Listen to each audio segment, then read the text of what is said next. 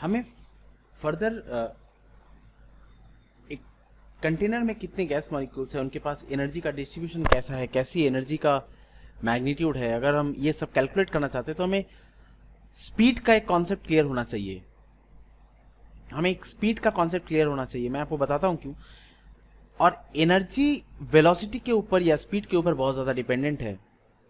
अगर हम इस गैस का टेम्परेचर इंक्रीज करते हैं, अगर हम इस गैस का टेम्परेचर इंक्रीज करते हैं, इंक्रीज करने पर सपोज हम इस गैस को हीट देते हैं और इसका टेम्परेचर बढ़ाते हैं, तो इसके टेम्परेचर बढ़ाने पे जो सबसे पहला इम्पैक्ट होगा कि इसका रैंडमनेस बढ़ जाएगा, और रैंडमनेस बढ़ने पे इसका प्रेशर बढ़ जाएगा, और प्रेशर बढ़ने पे जो फोर्स पर यूनिट एरिया है वो बढ़ जाएगा। मतलब इसके पास बहुत ज़्यादा ताकत है फोर्स लगाने के लिए, आउटवर्ड फोर्स के लिए।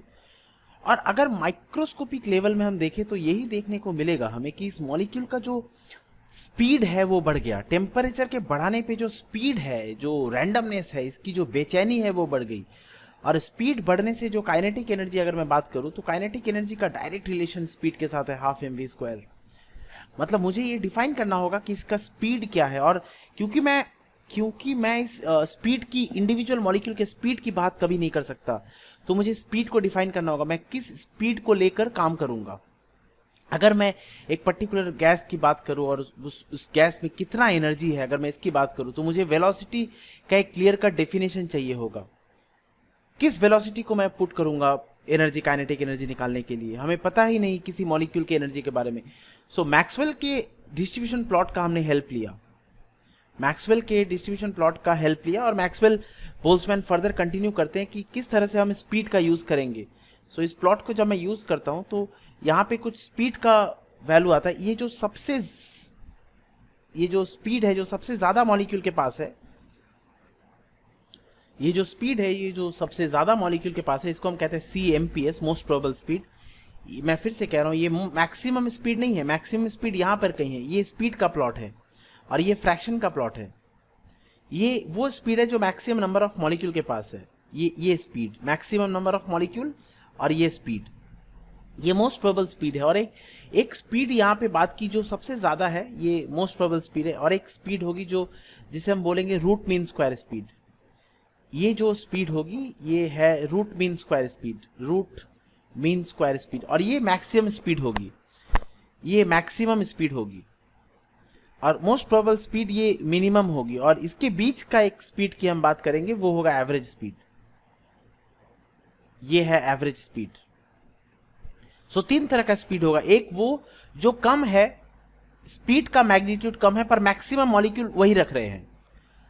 एक स्पीड जो मैक्सिमम स्पीड होगी पर कम नंबर ऑफ मॉलिक्यूल के पास, ये मैक्सिमम स्पीड है। ये मैक्सिमम स्पीड है और कम नंबर ऑफ मॉलिक्यूल के पास। ये कम स्पीड है पर ज्यादा नंबर ऑफ मॉलिक्यूल के पास। और इनके बीच में एक स्पीड होगी जो होगी एवरेज स्पीड। सो ये तीन तरह की स्पीड को हमें पढ़ना है। हम इसका डेफिनेशन पढ़ेंगे, क्या डेफिनेशन है, और इनका मैथमेटिकल रिलेशन भी देखेंगे हम। सो पहले डिफाइन करते हैं, हम एज्यूम करते हैं कुछ, हम एज्यूम कर लेते हैं कि एट अ पर्टिकुलर टेम्परेचर। और ये जो डिस्ट्रीब्यूशन प्लॉट मैंने बनाया था, मैं आपको बता रहा था कि एट एनी पर्टिकुलर टेम्परेचर होगा ये, एट एनी पर्टिकुलर टेम्परेचर। उस वक्त टेम्परेचर चेंज नहीं होना चाहिए, एट एनी पर्टिकुलर टेम्परेचर। तो हमें कुछ एज्यूम करना होगा। हम ऐसा एज्यूम करते हैं कि at a particular temperature, at a particular temperature, at a particular temperature, at a particular temperature. So हम ऐसा मानते हैं कि हम एक पर्टिकुलर टेम्परेचर में n1 नंबर ऑफ मॉलिक्यूल्स, कुछ टोटल में से n1 नंबर ऑफ मॉलिक्यूल है जिनकी स्पीड v1 है, n2 मॉलिक्यूल्स के पास स्पीड v2 है, n3 मॉलिक्यूल्स के पास स्पीड v3 है, ये सो ऑन, ये ऐसा चलता रहेगा। तो हम तीन स्पीड को डिफाइन कर सकते हैं। पहले मैं डिफाइन कर रहा हूं एवरेज स्पीड को, सी एवरेज कहता हूं मैं इसको। ये होगा सी average, average speed. Average speed is defined, it is simply defined, it is simply defined. The arithmetic mean is defined as the arithmetic mean, as the arithmetic mean of the speeds, arithmetic mean of the speeds of different molecule of gas, of different molecules of the gas. ये बड़ा simple सा है कि अगर मेरे पास n1 number of molecule है जिनकी speed v1 है, n2 नंबर ऑफ मॉलिक्यूल्स है जिनका स्पीड v2 है, और n3 नंबर ऑफ मॉलिक्यूल है जिनका स्पीड v3 है, तो एवरेज स्पीड को हम इस तरह से सिंपली लिख सकते हैं। एवरेज स्पीड को हम इस तरह से लिख सकते हैं कि n1v1 plus n2v2 plus n3v3 plus so on, ऐसे चलता जाएगा, bye n1 plus n2 plus n3। यही तो है average speed, mean speed. Total speed हमने लिया, टोटल स्पीड लिया और उसका एवरेज कर दिया, उसका मीन कर दिया। यह है मैथमेटिकल रिलेशन एवरेज स्पीड का। अब नेक्स्ट स्पीड की बात करते हैं, रूट मीन स्क्वायर स्पीड।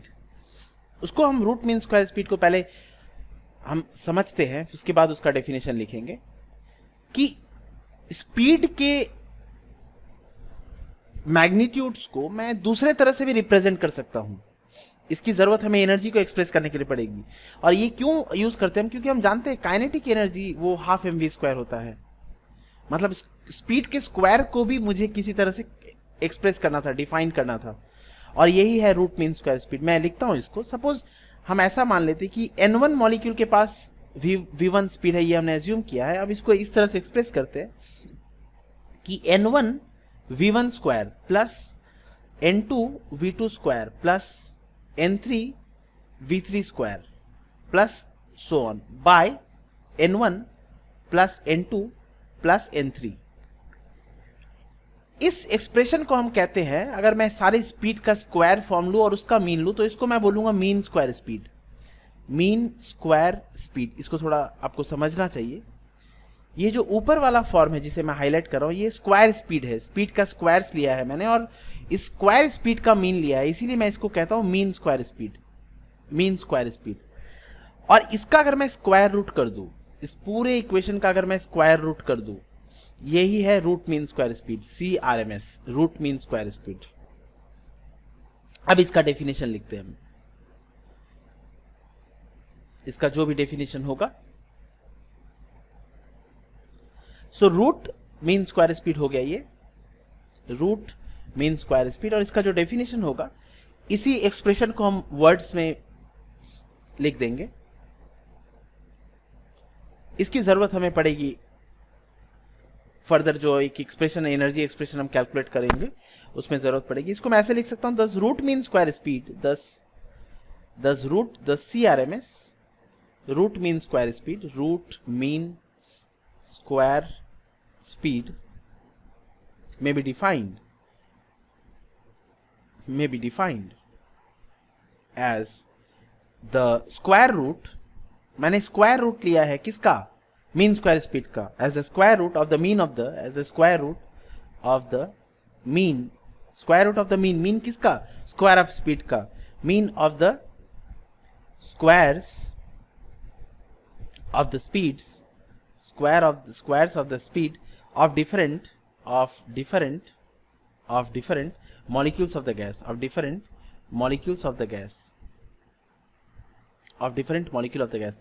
जब हम स्पीड्स के स्क्वायर का मीन और उसका स्क्वायर रूट कर देते हैं, स्पीड के स्क्वायर का मीन और उसका स्क्वायर रूट करते हैं, तो हम इसे कहते हैं रूट मीन स्क्वायर स्पीड। और एक स्पीड बचती है मोस्ट प्रोबेबल स्पीड। इसका कोई डेफिनेशन नहीं, it is the speed possessed by maximum number of molecules, यही लिखना होगा हमें। रूट मीन स्क्वायर स्पीड, ये बोलने के बाद, एवरेज स्पीड बोलने के बाद हम मोस्ट प्रोबेबल स्पीड को डिफाइन करते हैं। So third speed, most probable speed, CMPS। It is the speed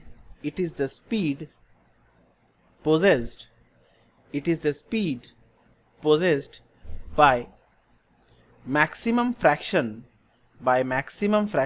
or maximum number of molecules, or maximum number of molecules, ये है CMPS। अब इनका हम मैथमेटिकल फॉर्म देखेंगे, कैसे इनका मैग्नीट्यूड पता कर सकते हैं, C एवरेज का, CRMS का और CMPS का, इनका मैथमेटिकल फॉर्म देखेंगे। एक बात आपको यहां नोटिस में रखता हूं मैं, आपके नोटिस में, कि मोस्ट प्रोबेबल स्पीड को ऐसे हम इंडिविजुअल स्पीड के एक्सप्रेशन में नहीं लिख पाए अभी तक।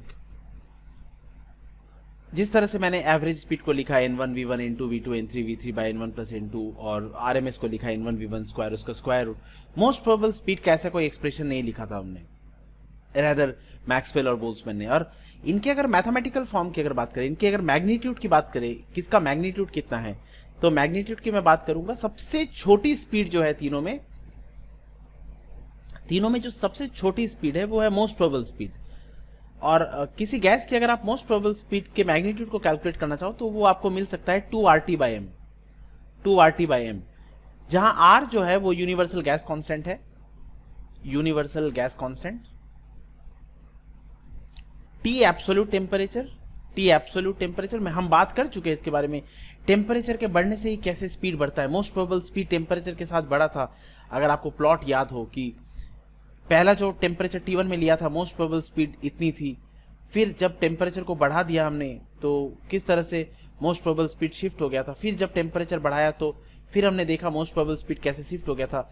ये C मोस्ट प्रोबेबल स्पीड 1, ये एट टेम्परेचर T1, ये टेम्परेचर T2, ये टेम्परेचर T3। और टेम्परेचर के बढ़ने पे अगर हम अलग अलग टेम्परेचर रखते हैं तो मोस्ट प्रोबेबल स्पीड किस तरह से बढ़ जाता है। सो एब्सोल्यूट टेम्परेचर पे तो डिपेंड करेगा ही, ये एब्सोल्यूट टेम्परेचर है। और m है मॉलिक्यूलर मास, m है molecular mass. Most probable speed से जो बड़ा है, अगर मैं मोस्ट प्रोबेबल स्पीड से जो थोड़ी बड़ी स्पीड है वो है एवरेज स्पीड। और एवरेज स्पीड को हम लिखते हैं 8/πRT/m, 8/πRT/m।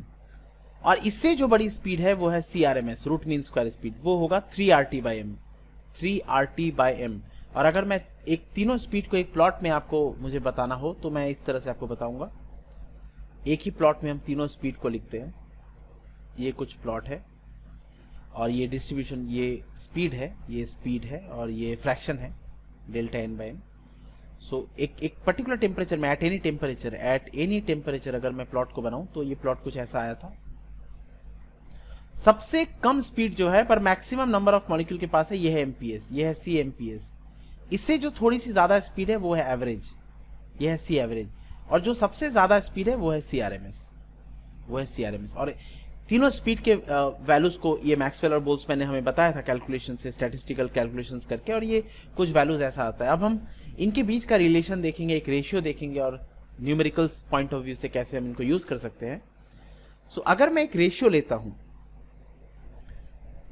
Most probable speed का, CMPS, C एवरेज और CRMS, तो ये रेशियो कुछ इस तरह से आ जाएगा, इज इक्वल्स टू ये 2RT/m, 8RT/m is to root 3RT/m, RT/m तीनों से कैंसिल हो जाता है। सो जो रिलेशन बचता है वो यही बचेगा, रूट 8/π इज टू रूट 3। अब इंडिविजुअल वैल्यूज को अगर हम पुट करेंगे तो रूट 2 का वैल्यू 1.414 आता है और रूट ओवर 8/π का वैल्यू 1.595 कुछ आता है और ये 1.732 ये वैल्यूज आते हैं। और अगर इस पूरे को हम और कुछ सिंप्लीफाइड फॉर्म में लिखे, तीनों को अगर 1.414 से डिवाइड कर देते तो ये वैल्यूज कुछ आ जाएगा 1:1.128 इज टू, ये पॉइंट होगा 1.128 इज टू 1.224। आप देख सकते हो किस तरह से ये, अगर MPS का वैल्यू 1 है तो एवरेज वैल्यू इसका 1.1.28 होगा और जो रूट मीन स्क्वायर होगा वो 1.224। इस तरह से ये रिलेशन हम यूज कर सकते हैं। ये रेशियो है इनका आपस का, CMPS is to C average is to CRMS।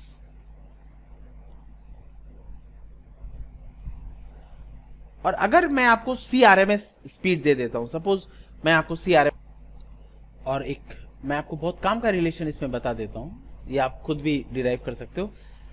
कभी न्यूमेरिकल्स करते वक्त अगर आपको मोस्ट प्रोबेबल स्पीड प्रोवाइडेड हो, ऐसा काफी टाइम होगा कि most probable speed, root mean square speed अगर प्रोवाइडेड हो, root CRMS is provided, CRMS is provided, ये वैल्यू आपको प्रोवाइडेड है।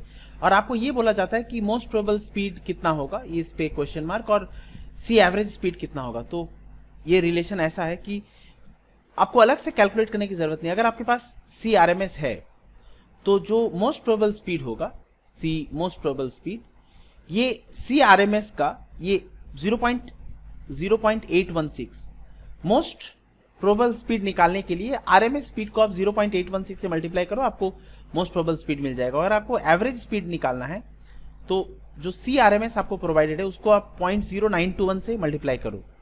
CRMS को 0.0921 से मल्टीप्लाई करने से एवरेज आ जाएगा, और RMS को 0.816 से मल्टीप्लाई करने से CMPS आ जाएगा। अगर हम इस वैल्यू को, इस सारे वैल्यूज को अगर मैं 1.732 से डिवाइड कर देता तो मुझे यही रिलेशन मिलता। मैं अगर इन वैल्यूज को 1.414, इसको मैं अगर 1.732 से डिवाइड कर देता, और 1.595 जो मुझे मिला इसको मैं 1.732 से डिवाइड कर देता, और 1.732 को भी अगर 1.732 से डिवाइड करता तो यही रिलेशन मुझे मिलता, 0.816, 0.921:1। तो इस तरह से हम न्यूमेरिकल्स बहुत कम टाइम में कर सकते हैं। ये कुछ वैल्यूज याद रखें, 0.0816 और 0.921। ये था स्पीड के बारे में, कुछ डेफिनेशंस उनका लिखा हमने, मैथमेटिकल रिलेशन, और आपस में उनका मैथमेटिकल एक्सप्रेशन भी हमने किया इसमें।